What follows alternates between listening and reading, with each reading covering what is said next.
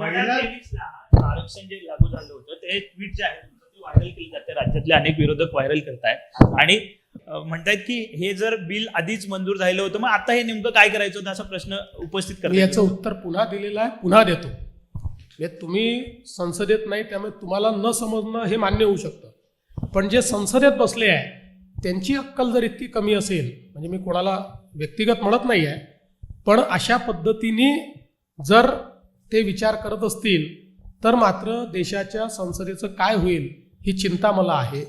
म्हणून पुन्हा एकदा सांगतो की 23ला जे विधेयक आपण मंजूर केलं त्या विधेयकानंतर 24पर्यंत सेन्सस होणं अपेक्षित होतं, त्यानंतर डिलिमिटेशन होऊन 2029ला ते लागू झालं असतं, पण 27पर्यंत सेन्सस होऊ शकलेलं नाही.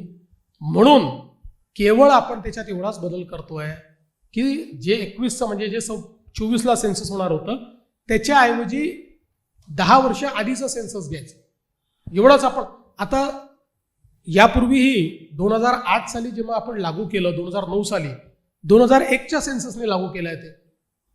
त्याच्यामुळे मला असं वाटतं की त्यांना समजतं सगळं आहे, त्यांना माहिती सगळं आहे, तोंड दाखवायला जागा नाही आहे, स्वतःच्या तोंडाला काळं फासून घेतलं आहे आणि आता आम्हाला ते बोलतायत.